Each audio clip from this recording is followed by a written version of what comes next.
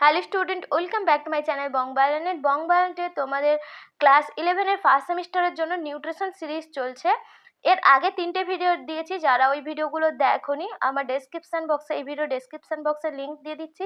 এছাড়াও first same 11 nutrition বলে playlist করেছে, ওখান থেকেও দেখতে পারো।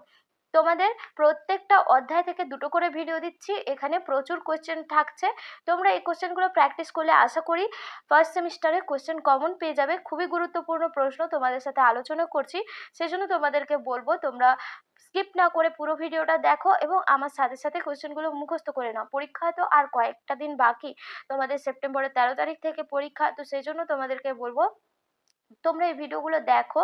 তোমরা অনেকটাই এই ভিডিওগুলো থেকে হেল্প হবে এবং তোমরা বুঝতে পারবে পরীক্ষা দিতে গেলেই এই কোশ্চেনগুলো থেকে তোমরা কোশ্চেন কমন পাবেই। তো চলো দেরি না করে ক্লাসটা স্টার্ট করছি। আর যদি এই পিডিএফগুলো চাও আমাকে কমেন্টে জানাবে এবং বংবায়ালানেট টেলিগ্রাম চ্যানেলে জয়েন করলে ওখানে তোমাদেরকে আমি পিডিএফগুলো প্রোভাইড করে দেবো। দেখো প্রথম প্রশ্ন কি রয়েছে, শিশুর মাথার মাপ নিতে হয় কত বছর বয়সে? 1 থেকে 2 বছর, 1 থেকে 4 বছর, 1 থেকে 3 বছর, 1 থেকে 5 বছর। এখানে যে সঠিক অপশন হয়ে যাবে 1 থেকে 3 বছর বয়সে শিশুর মাথার মাপ নিতে হয়। এরপরে রয়েছে দেখো, এটা দ্বিতীয় অধ্যায়ের পার্ট 1-এর কোশ্চেন তোমাদেরকে করিয়ে দিচ্ছে, অর্থাৎ একটা ভিডিও চলে এসছে, এটা দ্বিতীয় ভিডিও। তো এরপরে রয়েছে দেখো, পুষ্টির প্রত্যক্ষ মান নির্ণায়ক পদ্ধতিকে কি বলে? ABCD method, ACBD method, ADEC method, ADBC method. এখানে যে সঠিক অপশন হয়ে যাবে এবিসিডি মেথড। অপশন কয়টা হয়ে যাবে সঠিক আনসার। নেক্সট দেখো, একটা স্তম্ভ মেলানো রয়েছে। তোমাদের কিন্তু এমসিকিউস বিভিন্ন প্যাটার্নের এমসিকিউস হবে, তার মধ্যে স্তম্ভ মেলানো এক প্রকার। এখানে তোমাদেরকে অপশান দেওয়া থাকবে, অপশানগুলো আমি দিইনি, অপশানটা কেমন হবে সেটা বলে দিচ্ছি। দেখো এখানে ক স্তম্ভ আর খ স্তম্ভ রয়েছে। এখানে যে উত্তরগুলো হবে, এখানে দেখো ফ্লুরিন ডেন্টাল ফ্লুরোসিস, অর্থাৎ তোমাদের যে অপশানে দেখবে, আমি পরে বলছি, আগে এটা মিলিয়ে দিই। দেখো ফ্লুরিন ডেন্টাল ফ্লুরোসিস, আয়রন হবে হিমোসিডারোসিস, কপার হবে উইলসন ডিজিজ, আর ল্যাকটোজ হবে ক্যাটারাক্ট। তো এখানে তোমাদের যে অপশানটাতে দেখবে একেরটা 2 দেওয়া রয়েছে এবং 2-এরটা 4 দেওয়া রয়েছে, এভাবে অপশানগুলো থাকবে।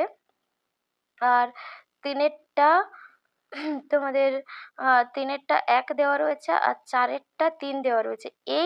এই যে টাইপের যে অপশান থাকবে, সেটা 1-এর অপশান হোক, 2-এর অপশান, 3-এর অপশান, 4-এর অপশান, যে অপশানটাতে এই দাগ নাম্বারটা থাকবে সেই অপশানটা হয়ে যাবে সঠিক আনসার।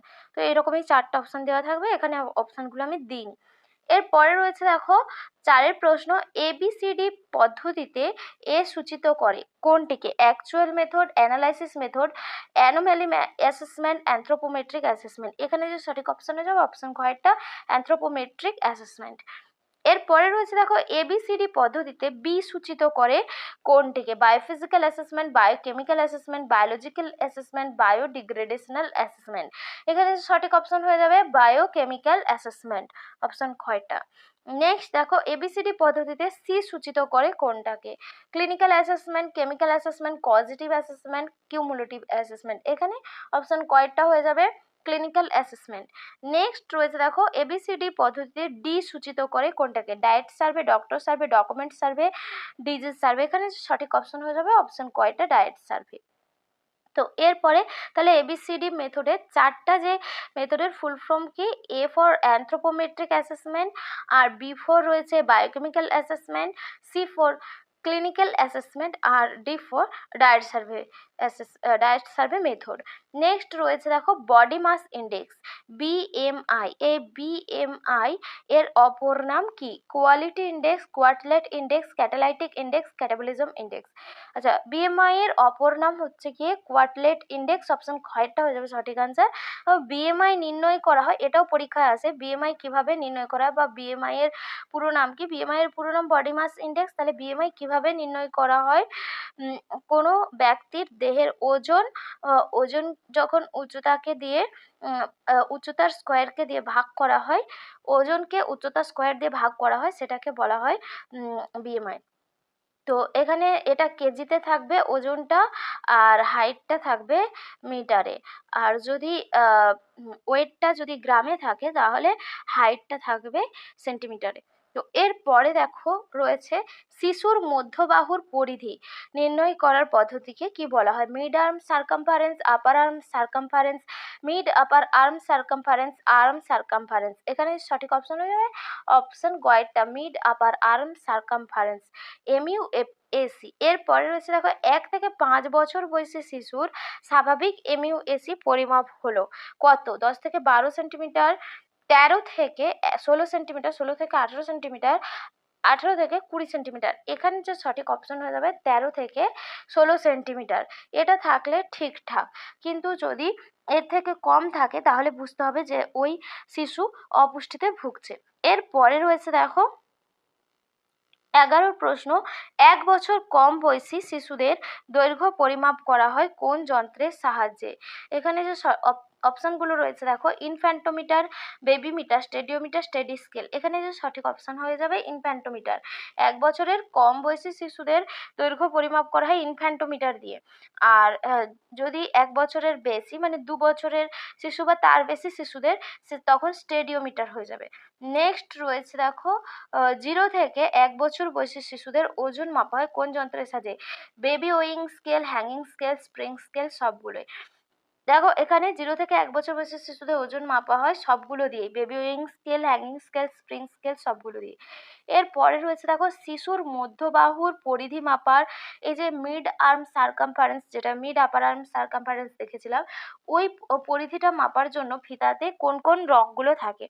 ওটা একটা ফিতা দিয়ে মাপা হয়, সেই ফিতাতে কোন কোন রং থাকে? সবুজ, কমলা, লাল, সবুজ, হলুদ, লাল, হলুদ, বেগুনি, লাল, লাল, নীল, সবুজ। এখানে সঠিক অপশন হয়ে যাবে অপশন খয়েরটা, সবুজ, হলুদ, লাল।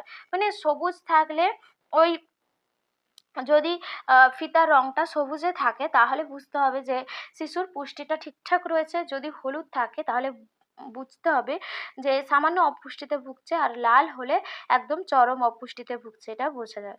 এরপরে রয়েছে দেখো 14 প্রশ্ন, মাথা ও হচ্ছে এটা ছাতির হবে, দেখো মাথা ও ছাতি।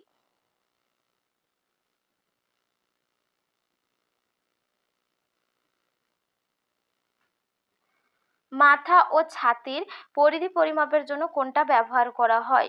এখানে যে সঠিক অপশনগুলো রয়েছে দেখো measuring rod, measuring tape, measuring scale, cylinder. Measuring cylinder, এখানে যে সঠিক অপশন হয়ে যাবে মেজারিং টেপ। নেক্সট রয়েছে দেখো শিশুর মাথা আর ছাতির পরিধি কিন্তু 1 থেকে 3 বছর বয়সের মধ্যেই নেওয়া হয়। এরপরে রয়েছে দেখো শিশুর দেহত্বকের পুরুত্ব মাপা হয় কোন যন্ত্রের সাহায্যে? Infantometer, skinfold caliper, caliber, teddy scale, steady scale. এখানে যে সঠিক অপশন হয়ে যাবে স্কিনফোল্ড ক্যালিপার। এই যন্ত্রগুলোর নাম কিন্তু মনে রাখবে। এখান থেকে শিশুর দেহে ফ্যাটের পরিমাণও জানা যায়। এরপরে রয়েছে দেখো 2 থেকে 3 বছর বয়সী শিশুদের মাথার পরিধি ছাতির তুলনায়, এগুলো সব ছাতি হবে, ছাতিগুলো সব অটো কারেক্ট হয়ে জাতি হয়ে গেছে, ছাতির তুলনায় বেশি হলে বুঝতে হবে শিশুটি পরিপুষ্ট, শিশুটি অপুষ্টিতে ভুগছে, শিশুটি অতিপুষ্টিতে ভুগছে, শিশুটি অসম পুষ্টিতে ভুগছে। এখানে যে সঠিক অপশন হয়ে যাবে শিশুটি অপুষ্টিতে ভুগছে, অপশন খয়েরটা হয়ে যাবে সঠিক আনসার। নেক্সট রয়েছে দেখো BMI এর মান কত হলে স্থূলতা সূচিত হয়? 18.5 থেকে 23, 17.5, 17 থেকে 18.5, 23 থেকে 25, গ্রেটার দেন 25। এখানে সঠিক অপশন হয়ে যাবে অপশন খয়েরটা, 25 এর বেশি হলে সেই BMI কে স্থূলতা বলে সূচিত করা হয়। এরপরে রয়েছে দেখো গ্রোথ চার্টকে কিসের মাধ্যমে প্রকাশ করা হয়? পাইচিত্র, লেখচিত্র, স্তম্ভচিত্র, সবগুলো। গ্রোথ চার্টকে লেখচিত্রের মাধ্যমে প্রকাশ করা হয়। নেক্সট রয়েছে দেখো বৃদ্ধির লেখচিত্রে এক্স অক্ষ এবং ওয়াই অক্ষ যথাক্রমে কি কি নির্দেশ করে? শিশুর দৈর্ঘ্য, শিশুর ওজন, শিশুর ওজন, শিশুর বয়স, শিশুর দৈর্ঘ্য ও প্রস্থ, শিশুর বয়স ও শিশুর ওজন। দেখো এখানে বৃদ্ধির লেখচিত্রে এক্স অক্ষ শিশুর বয়সকে নির্দেশ করে, ওয়াই অক্ষ শিশুর ওজনকে নির্দেশ করে, সেই জন্য অপশন ঘয়েরটা হয়ে যাবে সঠিক আনসার, শিশুর বয়স ও ওজন। দেখো ওপরে একটা অপশন রয়েছে শিশুর ওজন ও শিশুর বয়স, ওটা হবে না, ওটা ক্ষেত্রে ওটা যদি লেখো তাহলে কিন্তু ভুল হয়ে যাবে, কারণ ওটা বোঝাচ্ছে যে এক্স অক্ষে শিশুর ওজন আর ওয়াই অক্ষে শিশুর বয়স রয়েছে, এটা কিন্তু হবে না। এক্স অক্ষে শিশুর বয়স থাকে আর ওয়াই অক্ষে শিশুর ওজন থাকে। নেক্সট দেখো 20 প্রশ্ন রয়েছে গ্রোথ চার্ট দ্বারা জানা যায় কি? শিশুর সামগ্রিক বৃদ্ধির গতি, শিশুর রোগ প্রতিরোধ ক্ষমতা, শিশুর ওজন বৃদ্ধি, সবকটি। এখানে সঠিক অপশন হয়ে যাবে অপশন ঘয়েরটা সবকটি। গ্রোথ চার্টের দ্বারা এই সমস্ত কিছুই জানা যায়। এরপরে রয়েছে দেখো ব্রোকাস। ব্রোকাস সূচকের মাধ্যমে ব্যক্তির আদর্শ ওজন নির্ণয় করার জন্য উচ্চতার সঙ্গে কত বিয়োগ করতে হয়। আচ্ছা, এই বিএমআই এর দ্বারা ব্যক্তির মানে ওজন আর উচ্চতা দিয়ে বিএমআই নির্ণয় করা হয়, কিন্তু প্রাপ্তবয়স্ক ব্যক্তিদের দেহের ওজন উচ্চতার সাপেক্ষে পুষ্টির মান নির্ধারণের আরেকটা পদ্ধতি হলো এই ব্রোকাস সূচক। এই ব্রোকাস সূচক বা ব্রোকাস ইন্ডেক্স বলা হয়। এই ব্রোকাস ইন্ডেক্সের সূত্র কি? ব্রোকাস ইন্ডেক্স দিয়ে আদর্শ ওজন মাপা হয়। আদর্শ ওজন সমান উচ্চতা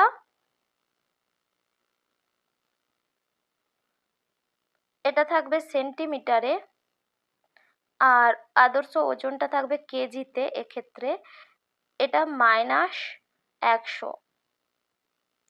এটা হলে সেটাকে ব্রোকাস ইন্ডেক্স বলা হয়। এই সূত্রটাকেই ব্রোকাস ইন্ডেক্স বলা হয়। তাহলে এখানে বলেছে দেখো ব্যক্তির আদর্শ ওজন নির্ণয় করার জন্য উচ্চতার সঙ্গে কত বিয়োগ করতে হয়। তাহলে এখানে সঠিক অপশন কি হয়ে যাবে? অপশন খয়টা 100 বিয়োগ করতে হয়। নেক্সট রয়েছে দেখো বিবৃতি। এখানে বিবৃতি আর কারণ দিয়ে কোশ্চেন আছে। এই টাইপের কোশ্চেনও কিন্তু তোমাদের পরীক্ষা আসতে পারে। দেখো রয়েছে প্রথমে বিবৃতি দেওয়া রয়েছে এবিসিডি পদ্ধতি মানবদেহে পুষ্টিগত মান নির্ণয়ের উৎকৃষ্ট পদ্ধতি। কারণ দেওয়া রয়েছে এই পদ্ধতির জন্য ব্যক্তিকে উপস্থিত থাকতে হয় না। এবার এখানের মধ্যে কোনটা ঠিক কোনটা ভুল সেটা বলতে হবে। বিবৃতি ও কারণ উভয় সঠিক, কিন্তু কারণটি বিবৃতিটির সঠিক ব্যাখ্যা নয়। বিবৃতি ও কারণ উভয় সঠিক, কিন্তু কারণটি বিবৃতিটির সঠিক ব্যাখ্যা। বিবৃতি সঠিক কিন্তু কারণটি ভুল, বিবৃতি ভুল কিন্তু কারণটি সঠিক। এখানে দেখো বিবৃতিটা ঠিক কিন্তু কারণটা ভুল, তো সেই জন্য অপশন গয়েরটা হয়ে যাবে সঠিক আনসার। নেক্সট রয়েছে দেখো স্বাভাবিক মহিলাদের ক্ষেত্রে কোমর ও নিতম্বের অনুপাত কত হওয়া উচিত? 1:1, 4:5, 5:4, 2:3। এখানে যে সঠিক অপশন হয়ে যাবে অপশন খয়টা 4:5। আচ্ছা, মহিলাদের ক্ষেত্রে কোমর আর নিতম্বের অনুপাত হওয়া উচিত 4:5, আর যেটা হচ্ছে গিয়ে পুরুষদের ক্ষেত্রে এটা 1:1। নেক্সট রয়েছে দেখো এমআরআই কি ধরনের পুষ্টির মান নির্ণয় পদ্ধতি? ডাক্তারি মূল্যায়ন, জৈব রাসায়নিক মূল্যায়ন, কার্য সম্পাদনগত মূল্যায়ন, বায়োফিজিক্যাল মূল্যায়ন। এমআরআই এটা সাধারণত হয়ে যাবে বায়োফিজিক্যাল।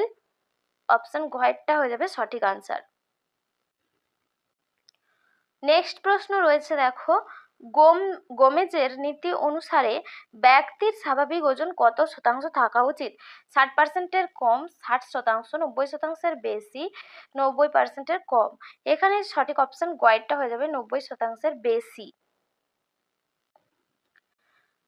এরপরের প্রশ্ন রয়েছে দেখো বায়োফিজিক্যাল মূল্যায়নের দ্বারা কোন রোগটি নির্ণয় করা যায়? Cancer, cholera, anaemia, osteomalacia. এখানে সঠিক অপশন হয়ে যাবে অপশন ঘয়টা। একটু আগেই বলেছিলাম দেখো বায়োফিজিক্যাল মেথডে এক্স রে, এমআরআই এই সমস্তগুলো করা হয়। তো এই জন্য বায়োফিজিক্যাল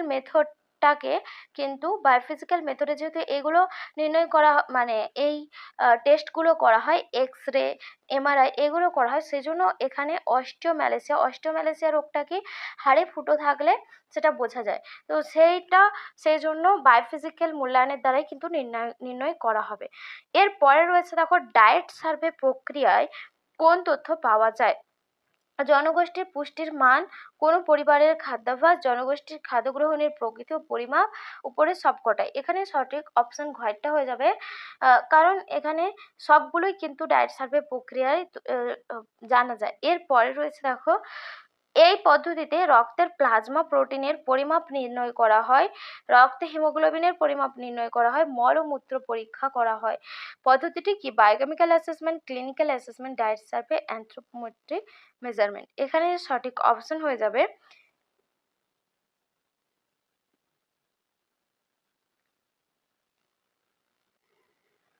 অপশন কয়েকটা বায়োকেমিক্যাল অ্যাসেসমেন্ট, বা এটাকে জৈব রাসায়নিক মূল্যায়ন বলা হয়। জৈব রাসায়নিক মূল্যায়নে ল্যাবরেটরিতে সাধারণত এগুলো নির্ণয় করা হয়, সেজন্য এটাকে ল্যাবরেটরি টেস্টও বলা হয়। এরপরে রয়েছে দেখো 29 নম্বর প্রশ্ন, একজন ব্যক্তির দৈহিক ওজন 70 কেজি, তার উচ্চতা 1.69 মিটার, ওই ব্যক্তির বিএমআই এর মান কত এবং এই মানটি ব্যক্তির কিরূপ পুষ্টিগত অবস্থাকে নির্দেশ করে? দেখো, বিএমআই কিভাবে নির্ণয় করা হয়? তাহলে বিএমআই সমান ওজন রয়েছে, ওজন বাই উচ্চতা স্কোয়ার, উচ্চতা যেহেতু মিটারে দেওয়া রয়েছে 1.69 এর হোল স্কোয়ার, এটা নির্ণয় করে দেখবে এটার মান 24.56 এটা আসবে। আর এই 24.56 কিন্তু স্বাভাবিক অবস্থাকে নির্দেশ করে, কারণ 25-এর বেশি হলে সেটাকে মেধাধিক্য বলা হয়। আর সেই জন্য এখানে যেটা হয়ে যাবে, যে অপশানটাতে রয়েছে 24.56 এবং স্বাভাবিক, এই অপশানটা সঠিক হয়ে যাবে 29-এ। এরপরে রয়েছে দেখো 30-এ একটা অন্য ধরনের প্রশ্ন দেওয়া রয়েছে, এই ধরনের প্রশ্ন তোমাদের থাকবে, 2-3টে বিবৃতি দেওয়া থাকবে, তার মধ্যে কোন বিবৃতিগুলো সঠিক সেটা তোমাদেরকে বলতে হবে। দেখো, এখানে বিবৃতিগুলো দেওয়া রয়েছে। 1 নম্বর, WHO এর মতে শিশুর জন্মের সময় ওজন হওয়া দরকার 2.5 কেজি। ভাইটাল স্ট্যাটিস্টিক্স হলো পুষ্টিবিজ্ঞান নির্ণয়ের প্রত্যক্ষ পদ্ধতি। 1 থেকে 3 বছরের শিশুর মাথার মাপ নিয়ে পুষ্টিমান নির্ণয় করা হয়। এমইউএসসি-তে 3 রঙের ফিতেতে লাল রঙের অংশ মাপ থাকবে 11.5 সেন্টিমিটার। এখানের মধ্যে কোন বিবৃতিগুলো সঠিক সেটা বলতে হবে। অপশানগুলোর মধ্যে দেখো, অপশান গয়েরটা যেটা রয়েছে 1, 2, 3 সঠিক, কিন্তু 4-এরটা ভুল। এখানে যে প্রথম 3টে বিবৃতি দেওয়া রয়েছে, ওই 3টা বিবৃতি ঠিক। হুয়ের মতে শিশুর জন্মের সময় ওজন 2.5 কেজি হওয়া দরকার। ভাইটাল স্ট্যাটিস্টিক্স হলো পুষ্টিমান নির্ণয়ের প্রত্যক্ষ পদ্ধতি। আর যেটা হচ্ছে গিয়ে 1 থেকে 3 বছরের শিশুর মাথার মাপ নিয়ে পুষ্টিমান নির্ণয় করা হয়, এগুলো সবগুলোই ঠিক, কিন্তু লাস্টের অপশানটা ভুল রয়েছে। তো এই ছিল আজকের তোমাদের নিউট্রিশনের সিরিজটা তোমাদের কেমন লেগেছে অবশ্যই জানিও। ভালো লাগলে বন্ধুদের সাথে প্রচুর প্রচুর শেয়ার করে দিও, আর পিডিএফগুলো লাগলে অবশ্যই আমাকে কমেন্টে জানিও, এবং বংবায়ান টেলিগ্রাম চ্যানেলে জয়েন করে যেও। টেলিগ্রাম চ্যানেলের লিঙ্কও ভিডিও ডেসক্রিপশন বক্সেই দিয়ে দেওয়া আছে। তো আজকের ক্লাস এখানেই শেষ করছি, সামনেই পরীক্ষা, খুব ভালোভাবে তোমরা প্রস্তুতি নাও। আবার দেখা হবে পরবর্তী একটা ভিডিওতে, ততক্ষণ সবাই খুব ভালো থেকো, সুস্থ থেকো, টাটা।